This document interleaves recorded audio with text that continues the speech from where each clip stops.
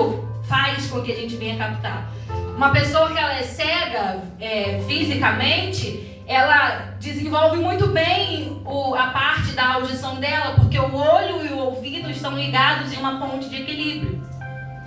E então o ouvido ele passa a captar o que o olho não captaria e manda mensagem para o cérebro. Por que o órgão, nossos olhos, ele é um órgão muito complexo, o segundo mais complexo do ser humano? Porque o primeiro é o cérebro.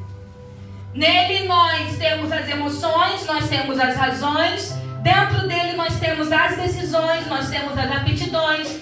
Dentro dele nós conseguimos desenvolver da parte direita a mais racional, quem consegue desenvolver a parte direita. É bom em matemática, é bom em projetos, é bom em um monte de outras coisas exatas. A parte esquerda já está mais ligada à arte, já está mais ligada às coisas de improviso. Vamos supor que é os de matemática e os de humanas, né? Vamos separar assim. Eu sou de humanas. Trabalho com de matemática, mas sou de humanas. E eu estava estudando que o nosso cérebro, para ele funcionar bem, ele precisa do nosso olho, que é o segundo mais complexo. E o nosso olho, ele é do tamanho mais ou menos de uma bola de ping-pong. E ele tem músculos muito rápidos. Ele tem toda uma proteção para guardar a nossa visão. Se você pegar, vir aqui e jogar uma bolinha na Bia, no rosto dela, ela vai fechar o olho correndo. O nosso órgão dos olhos, o nosso músculo dos olhos, ele é tão rápido que ele não precisa pensar antes dele agir. Se eu for usar o músculo da perna para mim correr, o meu cérebro manda uma mensagem para minha perna ir. E às vezes a minha perna não vai porque eu tô com dor de alguma coisa, a idade passou, ela para de obedecer, igual a coluna, o joelho. Mas o olho não.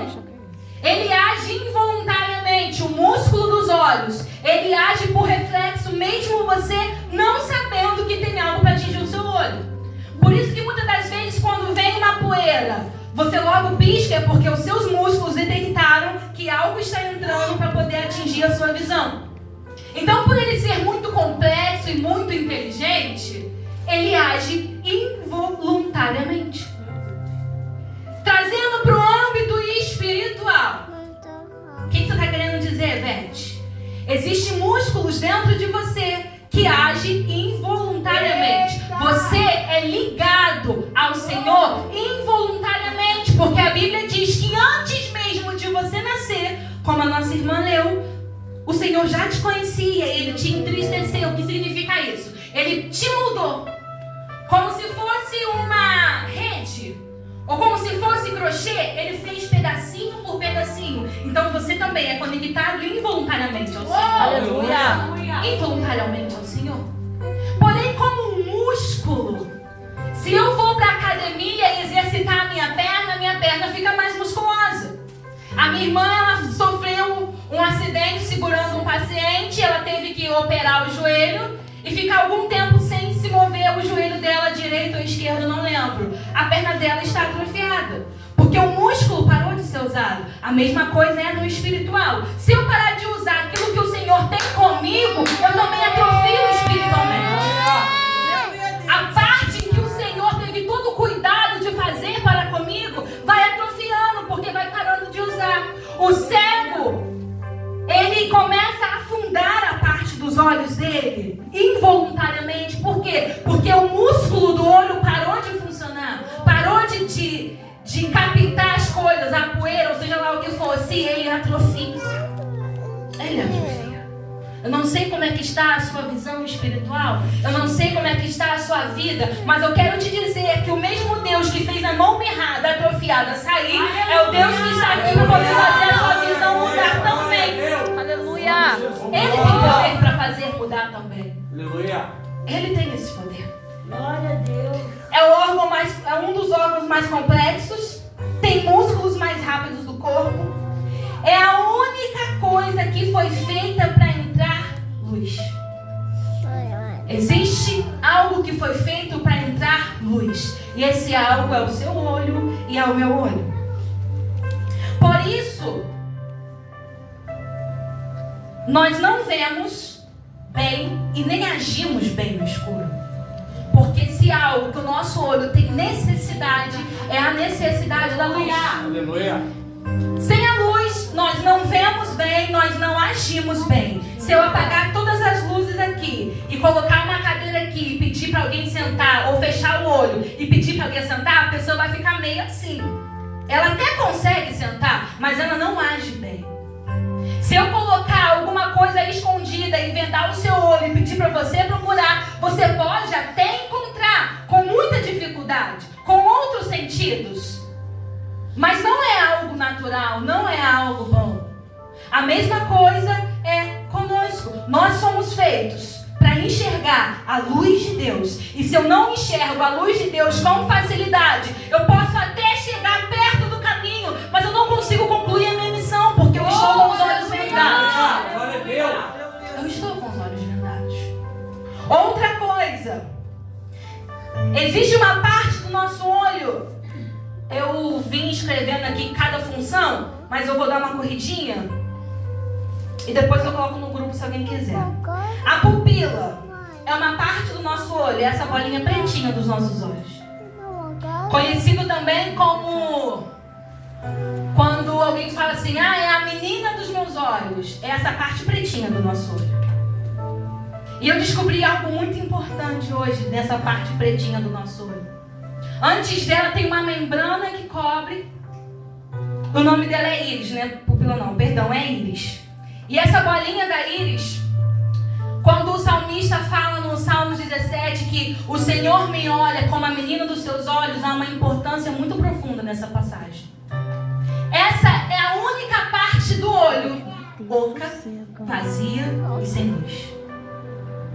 É a parte preta, sem nada por dentro. Tanto que se você tirar uma foto com muito flash, fica vermelho. Por quê? Reflete o sangue do interior que junta com a luz do lado de fora e fica vermelho. Não é porque o seu telefone é ruim ou a resolução não é boa. É porque dentro dessa bolinha não existe nada. Dentro dessa bolinha existe escuridão.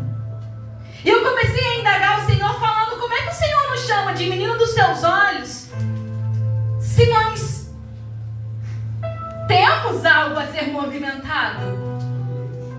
Como é que o Senhor nos chama de menina dos teus olhos, Deus? E o Senhor falou, porque todos vocês andavam em escuridão.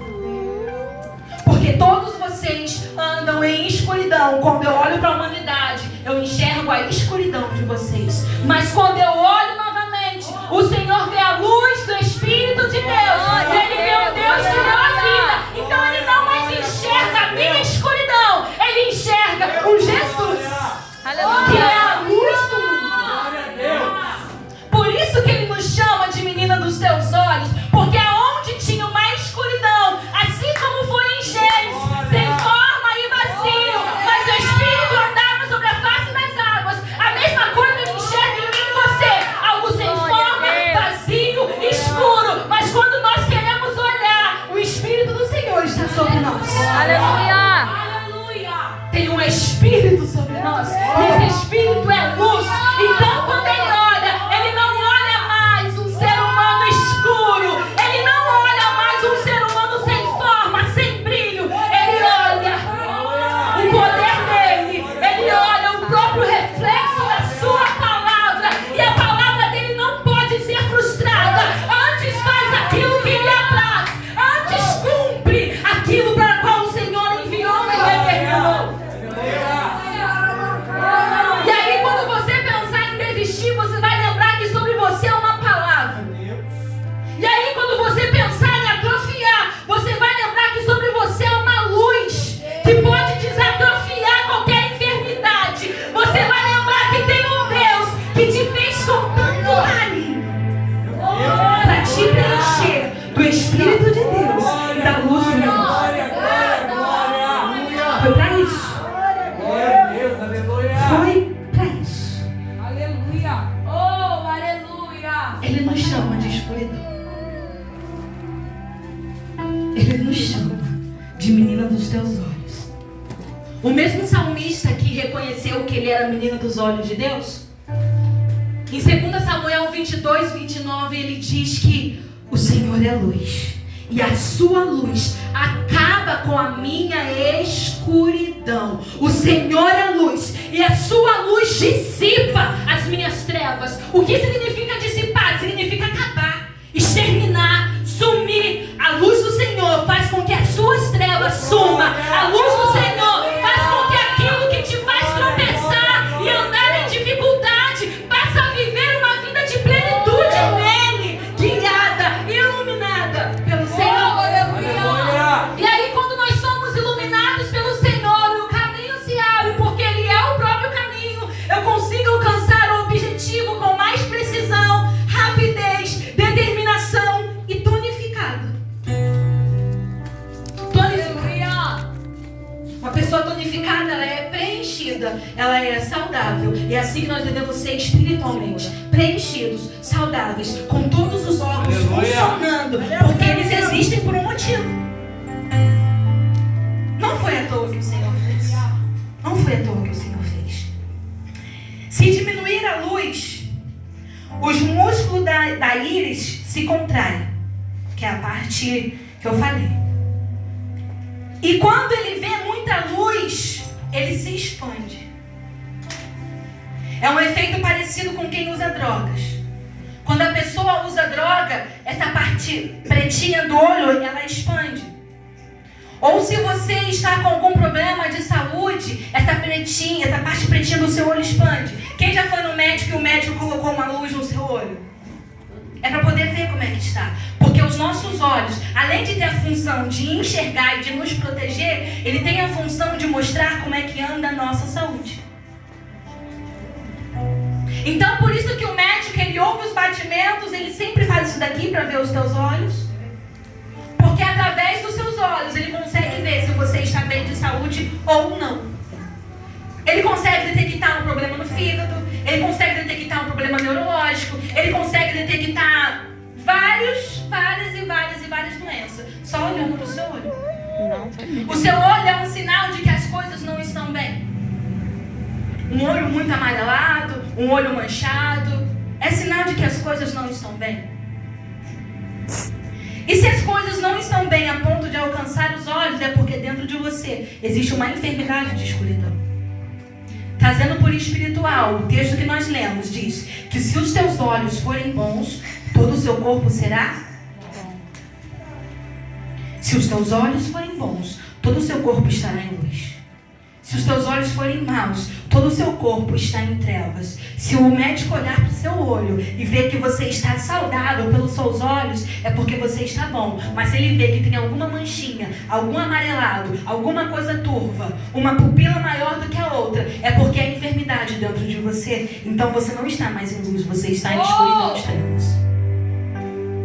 Como está a sua visão nesta noite? Para onde os teus olhos têm olhado? Será que tem luz o suficiente ao seu redor para a sua pupila dilatar? Ou você anda em trevas e a sua pupila está tão encolhidinha? Está tão mirrada? Como que você está nesta noite? Como estão os teus olhos espirituais? Algumas pessoas falam que os olhos e os ouvidos são a janela da alma. Em Provérbios nos orienta a guardar o nosso coração. Em Provérbios 20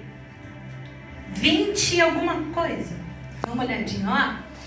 Diz que nós devemos guardar os nossos ouvidos e o nosso coração.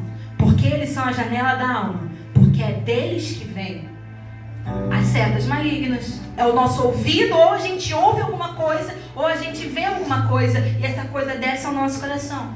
Então eles são as janelas da alma. Lembra que eu falei que o olho e o ouvido trabalham junto em equilíbrio?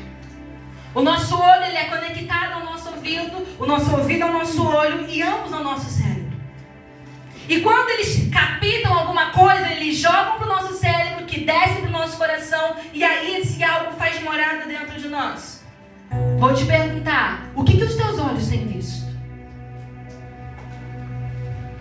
O que os teus olhos têm contemplado? Você tem colocado a sua visão física, daqui a pouco a gente vai para o espiritual, em coisas saudáveis? Em coisas que edificam? em coisas que trazem bons procedimentos para o seu lar? Ou você tem colocado a sua visão em coisas que só saciam a sua carne momentaneamente, mas o seu interior continua corrompido? O que você tem visto? Eu costumo dizer, que ainda me ouviu pregando, já ouviu muito isso, que nós somos guiados por 5 amigos que frequentamos, 5 coisas que lemos, 5 coisas que ouvimos, 5 pessoas que nós frequentamos. Todas essas coisas nós absorvemos involuntariamente. Quais são as 5 coisas que você anda vendo com o seu olho físico? Porque muitas das vezes nós queremos alcançar um patamar em plenitude em Deus, mas olhar para a Bíblia mesmo são só 2 minutos. Ah, Senhor, mas eu quero ser uma pessoa próspera. Eu dou oferta, eu dizimo, mas e o levantar para trabalhar e procurar um emprego? E se preparar para o concurso? Você está olhando algo. Os seus olhos estão focando em algo. Eu nunca vi uma pessoa que está dormindo prosperar. A Bíblia mesmo diz em Provérbios 20: não ame o sono, porque você se tornará um preguiçoso. O dia que eu descobri isso, eu fiquei tão chateada, gente. Porque eu amava falar, eu amo dormir, eu amo dormir, eu amo dormir mais do que comer. Eu sou gordinha, ou seja, eu gosto de comer, mas eu gostava mais de dormir. Quando eu descobri isso, eu comecei a me policiar. Porque em Provérbios vem dizendo que quem ama o sono se torna preguiçoso, e quem se torna preguiçoso não é digno de prosperar, porque o Senhor é justo. Aleluia! Então o que os teus olhos estão vendo, já que você está querendo se preparar para um futuro melhor? Beth, eu ando numa depressão tão profunda. Beth, eu ando numa angústia. Beth, eu ando numa síndrome do pânico que eu mal consigo sair na rua. Os teus olhos só estão vendo o horário que sangra na televisão? Será que você não está só vendo notícias ruins a ponto do seu organismo absorver isso? Eu tenho uma tia que eu falo pra ela: olha, se eu torcer essa televisão sai sangue. Porque ela sai de uma notícia ruim, corre pra outra, corre pra outra. Às vezes tem 2 televisões ligadas, uma em cada notícia ruim, e ela tem medo de sair na rua. Por que será? O que os olhos dela têm visto? O que ela tem absorvido? E eu te pergunto, mais uma vez, o que você tem visto? O que você tem absorvido? Ah, Beth, mas o meu filho anda tão violento. O que o seu filho tem visto? Meu Deus! Ah, Beth, mas na minha casa está um tumulto. Por que está um tumulto? O que vocês estão vendo que está tumultuando? Os nossos olhos, a janela da nossa alma, ele absorve, abre. Se os teus olhos forem bons, todo o seu corpo será luz. Aleluia! Todo o seu corpo. Glória a Deus. Nós fisicamente só vemos 1/6 do nosso olho. O restante está tudo aqui para trás. 1/6 é se eu pegar 6 balas e tirar uma. Essa uma é 1/6. Sobra ainda 5 partes. 1/6 é pouquíssimo. Correto? Matematicamente, 1/6 é pouquíssimo. Mas nós damos muita importância a esse pouquíssimo, porque é de pouco em pouco que o inimigo tenta nos derrubar. Ele não vem colocando uma montanha na sua frente para você tropeçar. Ele coloca uma pedrinha. Ele não vem colocando um adultério de vez. Ele coloca uma conversa. Ele coloca uma carência. Ele não vem colocando uma jogatina de vez. Ele vem colocando curiosidade. Ele não vem te apresentando: toma aqui um alcoolismo. Ele coloca uma bebida para alguém pagar. Porque o que ele quer que a gente faça é cair aos poucos. 1%, uma brecha é o suficiente para ele tentar derrubar a sua vida. Parece tão pouco, né? Mas ele precisa só desse 1% para te derrubar. E por onde ele quer te derrubar é pelos teus olhos. Porque ele sabe que os teus olhos têm um poder muito grande. Mas o Senhor também sabe disso. E é por isso que Paulo diz: olha, vocês têm que ter os olhos postos em Jesus. Aleluia! A igreja de Corinto estava passando por grande tribulação. Estavam sendo perseguidos. A igreja tinha acabado de começar. Os cristãos eram entregues à morte. havia lugares como campos de futebol, por exemplo, onde soltavam leões para os cristãos correrem. Era um tempo de muita dificuldade. E nesse tempo de dificuldade, havia falsas doutrinas. E a igreja de Corinto começou a ficar dividida. Paulo disse: olha, vocês estão olhando para as tribulações, estão olhando para as vãs doutrinas. Olhem para Jesus. Olhem para Jesus, porque quando nós olhamos para Jesus, nós absorvemos o que Ele tem. Aleluia. Glória a Deus. Se eu dedicar o meu tempo a levar a minha visão para Deus, eu vou estar cheia de Deus. Se eu olhar e dedicar o meu tempo às coisas das trevas, eu estaria cheia de trevas. A matemática é simples. Mas muitas das vezes nós não queremos cumprir a matemática e queremos reclamar que Deus não está fazendo nada. Mas ela é simples. Ou olhos bons ou olhos ruins. Ou luz ou trevas. Não tem negociação.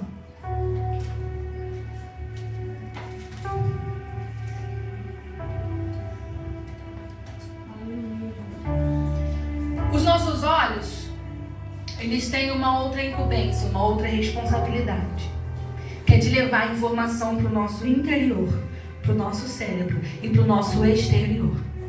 Como eu falei, nós absorvemos, então leva para o interior, que sobe para o cérebro, e para o exterior. Que parte é essa? É a parte que eu falei, que se jogar alguma coisa a pessoa vai tentar se proteger, porque o exterior também está ligado.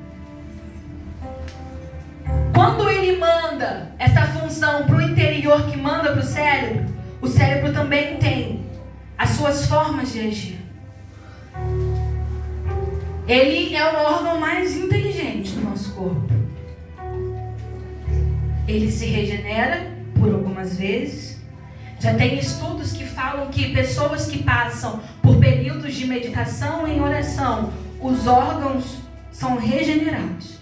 E o cérebro é regenerado por conta do poder da oração. Foi feito um estudo científico com pessoas que oram, que foram reduzida o seu tempo de sofrimento do Alzheimer. De tão inteligente que o nosso cérebro é. E ele sabe que aquilo que nós precisamos está no alto. Aleluia. Glória a Deus. Ele sabe disso. Então, muitas das vezes, o nosso cérebro também entra em pânico, também entra em guerra, quando nós não fazemos aquilo que ele foi feito para fazer. Então, cuidado com o que você vê. O cérebro, ele é responsável pelas funções de equilíbrio, movimento e postura. Repita comigo: equilíbrio, movimento e postura. Sem ela, nós somos marionetes. Se você não tem um movimento bom, se você não tem uma boa postura como ser humano, você simplesmente é uma marionete de Satanás. A parte de Satanás foi eu que coloquei, mas o restante está escrito no Google. Se você não tem o poder para pensar e não tem uma inteligência para poder agir, o inimigo da sua alma vai pensar e agir por você e vai te dar uma postura que não te pertence. Vai fazer você ter um desequilíbrio que não te pertence. Vai fazer você ter movimentos errôneos a ponto de te colocar na morte, se você não estiver equilibrado no Senhor. Então, mais uma vez, cuidado com o que os teus olhos estão vendo. Gente, isso é tão sério que ano passado teve inquéritos no Ministério Público por conta de fake news do Covid. Quantas e quantas pessoas não morreram tomando um monte de cloroquina, tomando ivermectina, tomando isso e isso, por conta de fake news que os olhos viram, leram, porque alguma pessoa inteligente, para não dizer outra coisa, repassou. Então também tenha cuidado com o que os teus olhos veem e com o que os teus olhos repassam. Cuidado com o filtro que sai da sua boca, porque tua boca tem poder para dar vida e tem poder para dar morte, tem poder para informar e tem poder para desinformar. E infelizmente nós continuamos muitas das vezes como o povo de Israel, que diz em Oséias que erra por falta de conhecimento.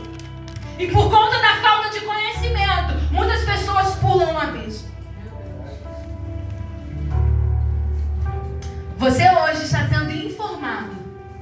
que você carrega uma responsabilidade. Aleluia. Quem mandou vir pro culto, né, gente?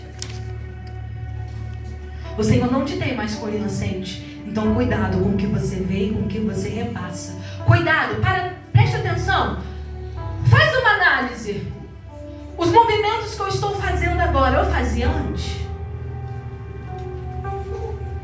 As atitudes que eu ando tomando agora, eu tomava antes? São atitudes escondidas? São atitudes errôneas? Ou são atitudes louváveis? Daí você vai ter um parâmetro. Se você se coloca na posição de que tem a postura de um ser humano digno, ou se você coloca na disposição daquele que tem uma postura de uma marionete. Já ouviram falar de pessoas que são piolho? Não é possível que só eu já ouvi isso, gente.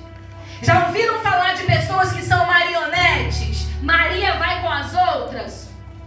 Essas pessoas, elas não têm consciência de que elas são isso. Mas elas foram tão influenciadas, tão enraizadas nisso, que elas só copiam.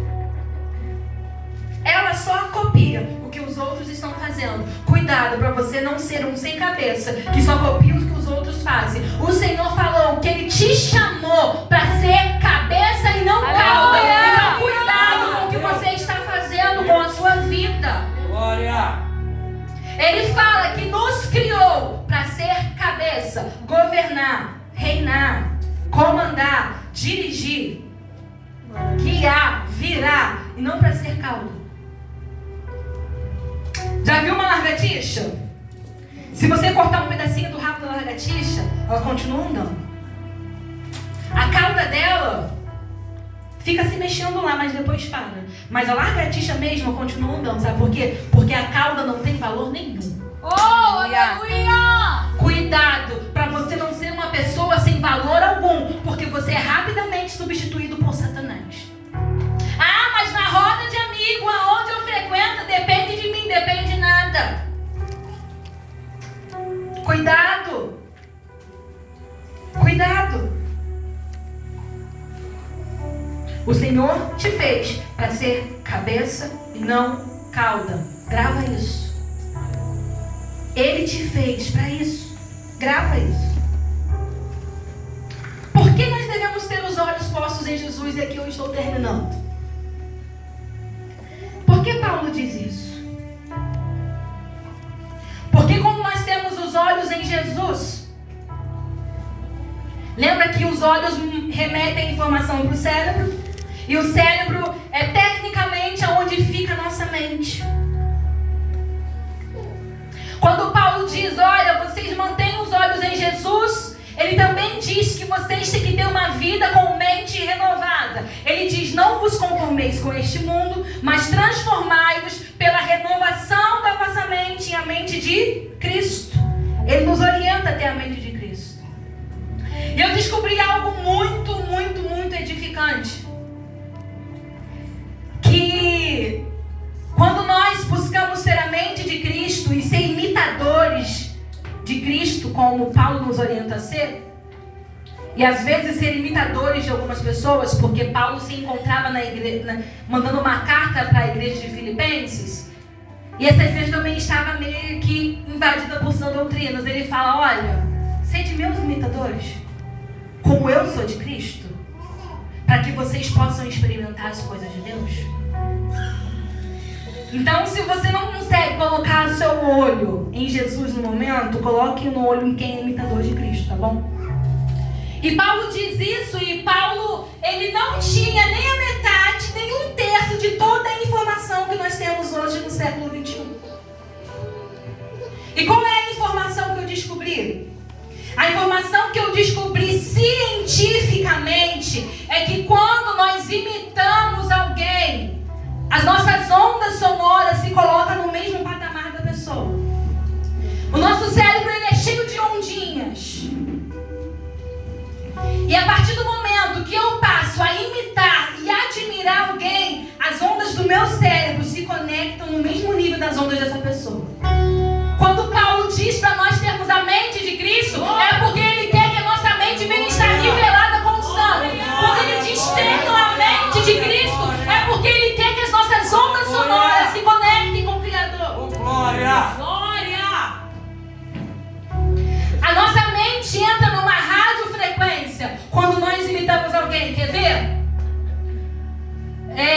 Se você for imitar alguém, exemplo, vou pegar um exemplo aqui, Pastor Vinícius. Pastor Vinícius, ele ama tentar fazer vozes para poder encontrar o tom. Ele está imitando essa pessoa, o cantor, né? E quando ele encontra o tom, ele está na mesma frequência. Quando a igreja certa fala que o pastor tem amigo pessoal, como ele sempre fala, nós imitamos ele, nós entendemos que está no mesmo nível de amigo pessoal.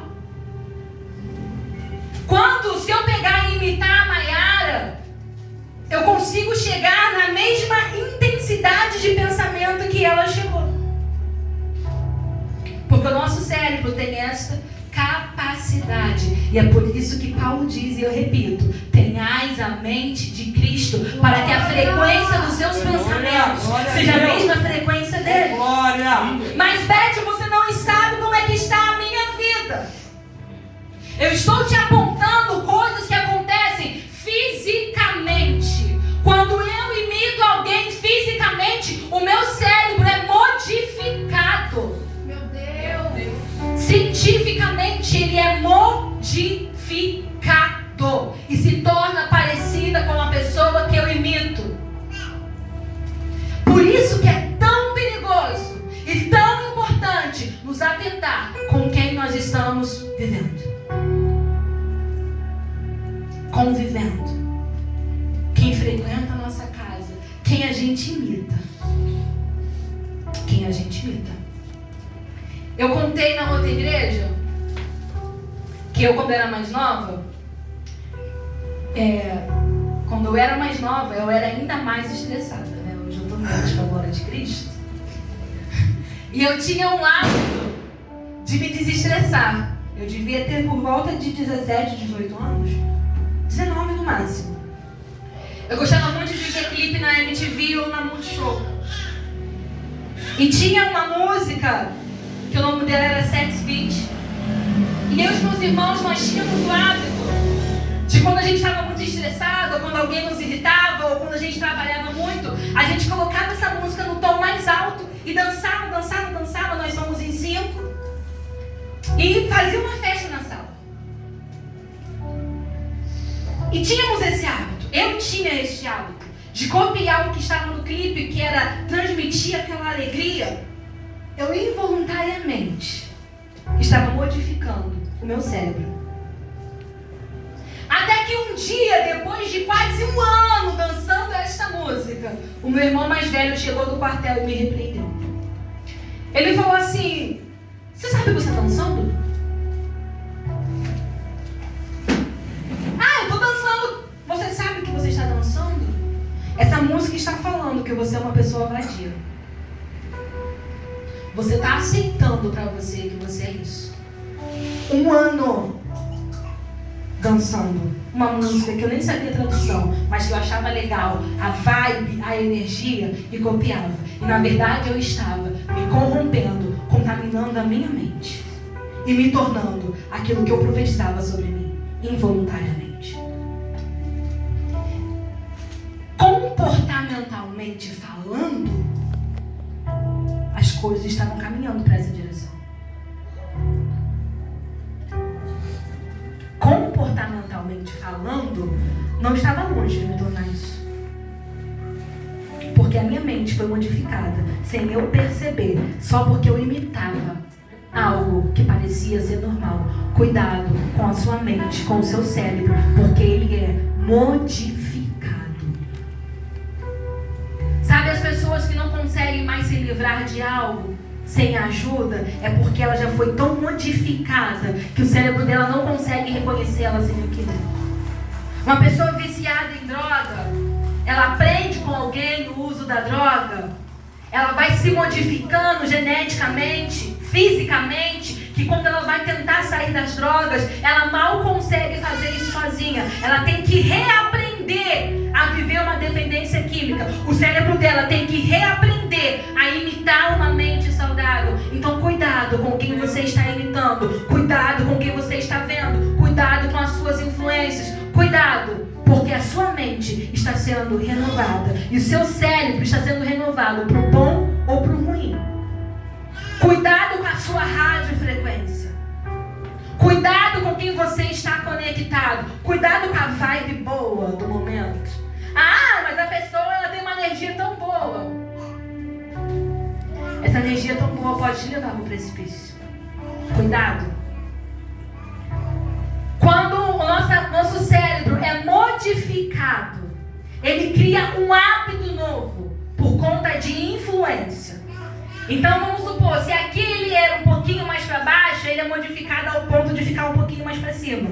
É só um exemplo que eu estou dando para vocês. E o cientista diz que o hábito da pessoa começa a mudar.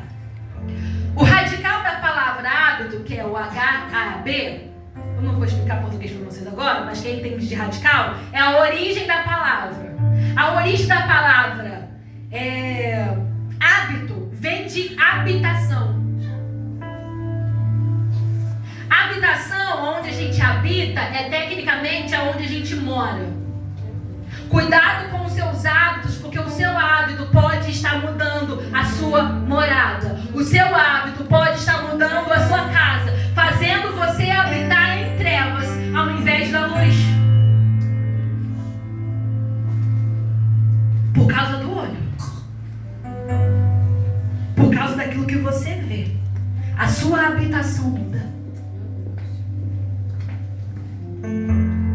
E talvez se você não mudar o seu ponto de vista visual e não ter os olhos em Jesus, a sua habitação pode ser infernal. Ela pode ser infernal. Em 2 Coríntios capítulo 4 diz que o Deus deste século com D minúsculo, que não é Cristo, Satanás, ele tem uma função, e uma das funções dele é trazer à igreja cegueira espiritual. O Deus deste século vos cegou, diz Paulo. Ele continua tentando nos cegar. Ele tem uma função, nos cegar espiritualmente falando, porque ele sabe que se ele te atrofiar, você não tem mais poder para se levantar. Porque ele sabe que se você olhar para coisa ruim, você se acostuma com o ruim. Porque ele sabe que se os seus olhos forem maus, o seu corpo andará em trevas, e quem anda em treva é ele. Então por isso ele tenta te cegar. Uma cegueira raramente é da noite para o dia. A pessoa vai perdendo a visão aos poucos. Uma catarata, uma miopia, ela vai aumentando. Porque algo dentro do olho não está conectado com o neurônio correto. E aos poucos, você vai se adaptando a não enxergar. Estou falando isso, mas está servindo para mim, que deveria estar de óculos porque tenho astigmatismo e tive que até abaixar a luz porque estava me dando enjoo. Fisicamente, eu vou me adaptando a enxergar assim, fechar um pouquinho o olho ou abrir mais o olho para enxergar. Tá longe, tá perto. Eu vou me adaptando aos poucos. Espiritualmente, a mesma coisa. A gente vai adaptando aos poucos, perder a visão. A gente vai se acostumando a perder a visão. Porque o Deus deste século, ele não tá com uma cegueira de uma vez. Ele vai botando aos poucos, pedrinha por pedrinha, até te cegar de vez. Até te cegar de vez. E se ele te cegar, ele sabe para onde ele consegue te levar. Abra comigo a sua Bíblia em 2 Coríntios capítulo 4. Nós vamos terminar aqui.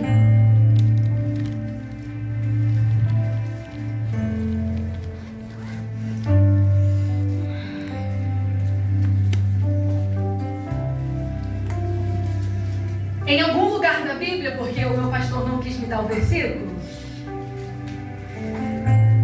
quando o pastor pregou em agosto, não sei se você vai lembrar, ele falou de uma pregação que falava sobre vinde a mim. Os 3 convites de Jesus. E na minha Bíblia, um dos convites falava, venha comigo. E não venha a mim. E o Senhor começou a palestrar muito fundo no meu coração sobre venha comigo. Existe o convite convite, vinde a mim, todos vós que estáis cansados e sobrecarregados. Existe o convite, vinde a mim, que farei de você pescador de homem. Existem vários tipos de convite, mas tem um convite do Senhor, que é venha comigo. Por quê? Porque quando nós vamos com o Senhor e Ele vai na frente, a gente passa a imitar o que Ele faz. Se aqui tem um obstáculo e Ele levanta a perna, eu também vou levantar a perna. Se aqui tem um riacho e eu tenho que pular, Ele pular, eu também vou pular. Tem uma pegadinha que meu marido assiste, que é sobre uma escada rolante, que um rapaz vem, desce a escada rolante e ele finge que tem um obstáculo invisível. Aí ele para assim e depois passa e fica olhando. A maioria das pessoas que vem por trás faz a mesma coisa. Faz a mesma coisa. Pode procurar pegadinha invisível na escada rolante. Você vai ver um monte. Tá enxergando nada, mas levanta a perna e faz assim juntinho também, tipo assim, o que eu tô olhando? Porque está imitando quem está indo na frente. Por isso que existe um convite do Senhor. Venha comigo. Porque quando nós vamos com Ele, nós seguimos o que Ele está fazendo. Glória! Nós seguimos o que Ele está fazendo. E quando Ele está na frente, não há trevas. E quando Ele está na frente, não existe cegueira espiritual que te vença. Quando Ele está na frente, se o seu olho chegar a atrofiar, Ele tem o poder para fazer você regenerar novamente. E quando Ele está na frente, Ele endireita as veredas. Aleluia! Vereda significa caminho, e caminho bom. Amém. Porque o Senhor fala para o povo de Israel: eu endireitarei as suas veredas, porque eles tinham o costume de subir por lugares dificultosos. Por isso que o Senhor nos chama de ovelha, porque a ovelha ela sobe por lugares dificultosos sem saber que existe um caminho mais plano. Aí o Senhor fala: eu vou chegar no mesmo lugar que vocês vão chegar, porém eu vou guiar vocês no caminho reto. E é muito melhor andar no caminho plano do que subir morro. Glória a Deus! É muito melhor. Por isso que Ele fala: venha comigo. Venha comigo. Quando nós vamos com o Senhor, nós enxergamos. Aleluia. E Ele dissipa as nossas trevas. Amém? Aleluia. 2 Coríntios, capítulo 4. Lívia, acende a luz, por favor. Eu acho que depois dessa pregação, eu vou lembrar de trazer óculos.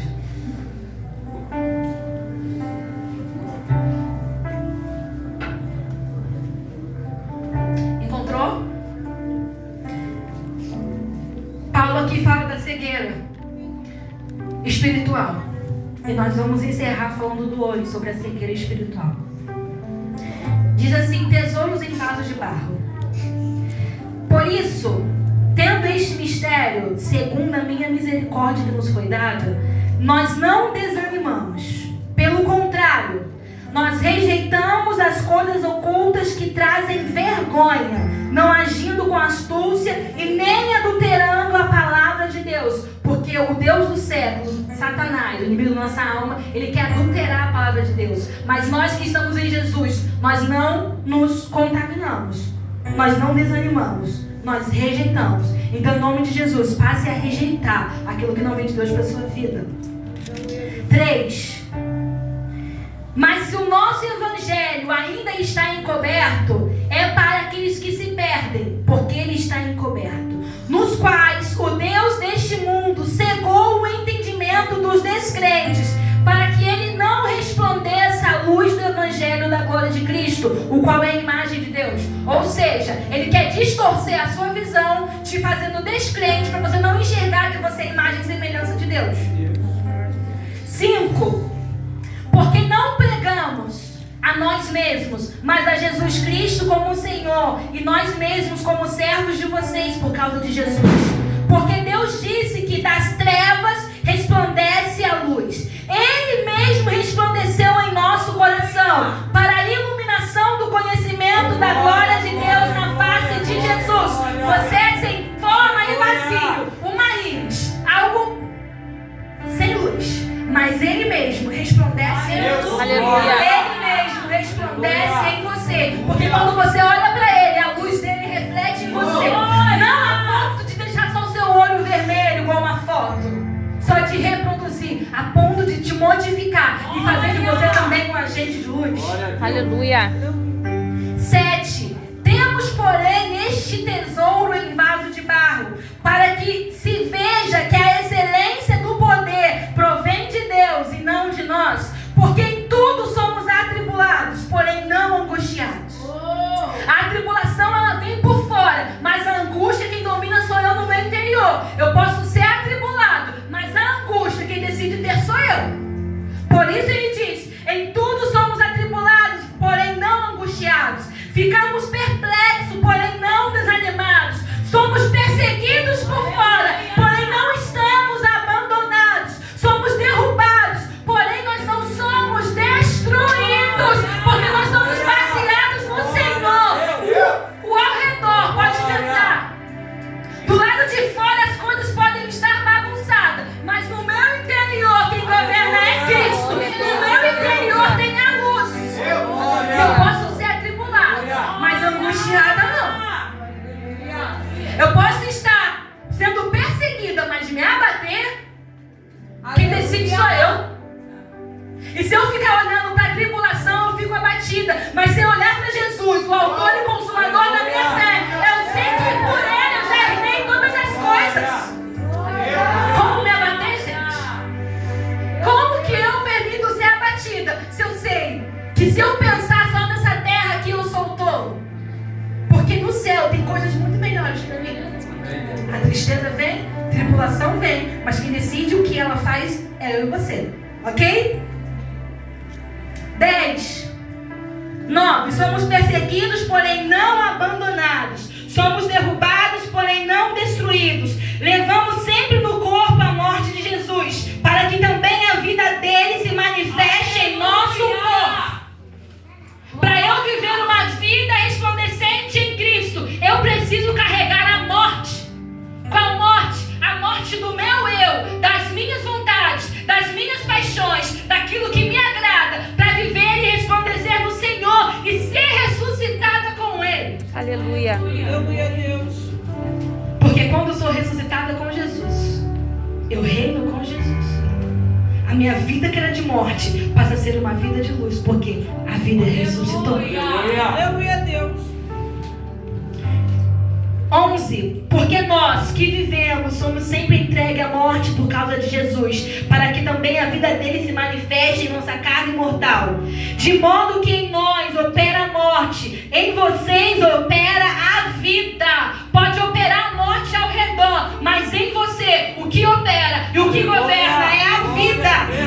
Tendo, porém, o mesmo espírito de fé que nos coloca na mesma radiofrequência que Jesus, como está escrito: eu criei, por isso falei. Também nós também iremos crer, porque nós também falamos.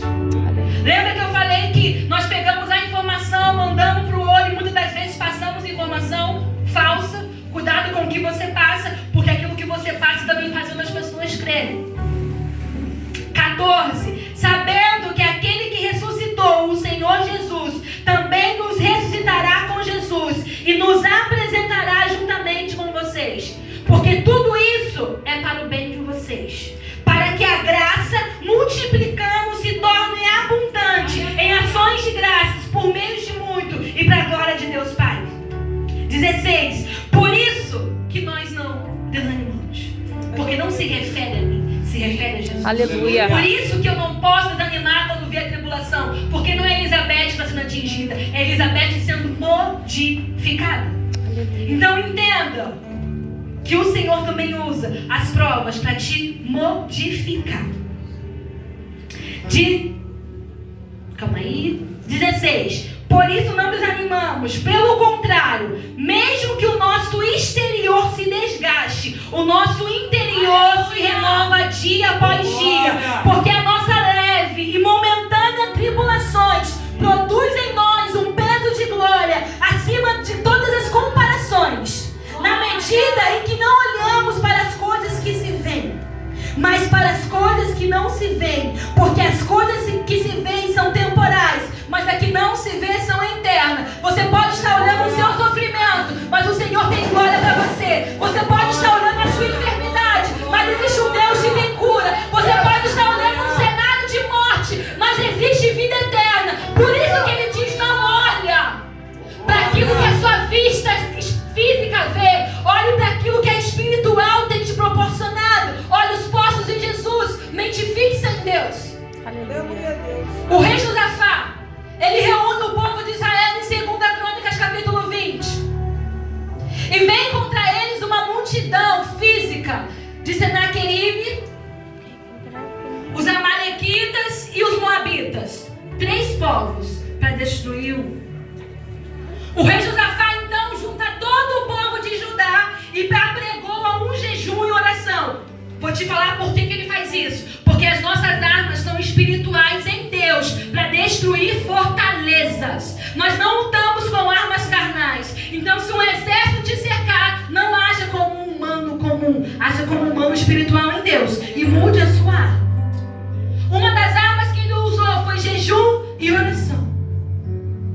Colocou todo o povo, do menor ao maior, e até os animais jejuar. E conforme o jejum estava rolando, eles estavam no meio da congregação.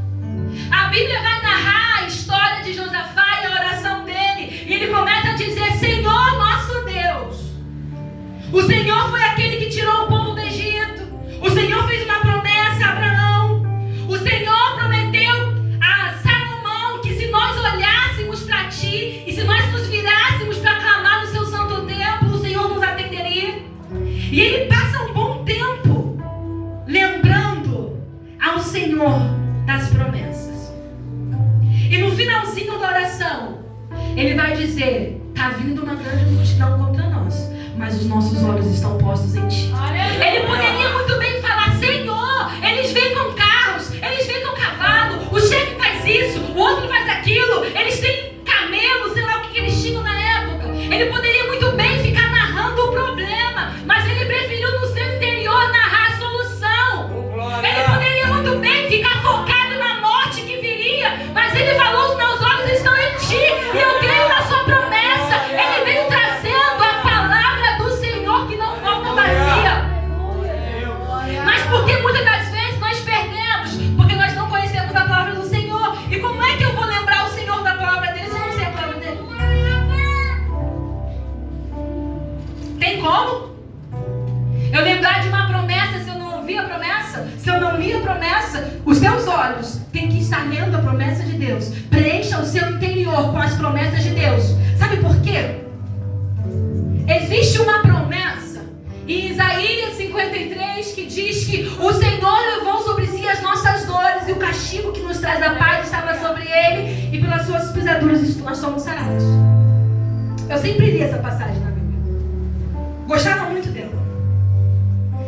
Ano passado eu estava sofrendo um aborto e não sabia. Eu já tinha perdido muito sangue. Eu já estava ficando roxa, porque eu tenho leves tribulações de saúde, que a infecção se apregora em mim muito rápido. E eu estava com esse aborto retido, mas não sabia que estava abortando. Então, eu comecei a entrar em asepsia maligna. Em asepsia, quando vai espalhando para os órgãos uma infecção.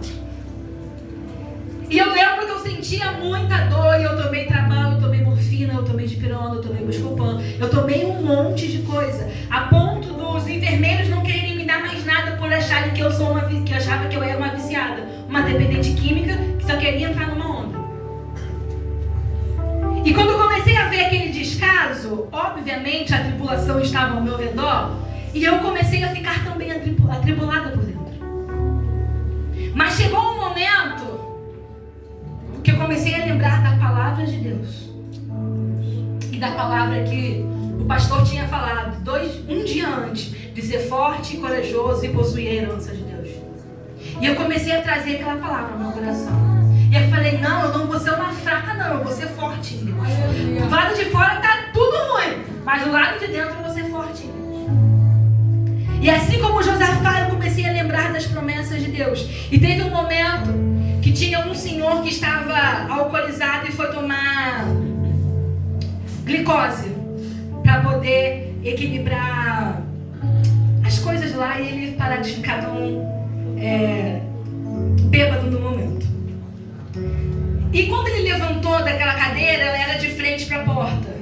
E ele estava todo urinado, ele estava todo sujo.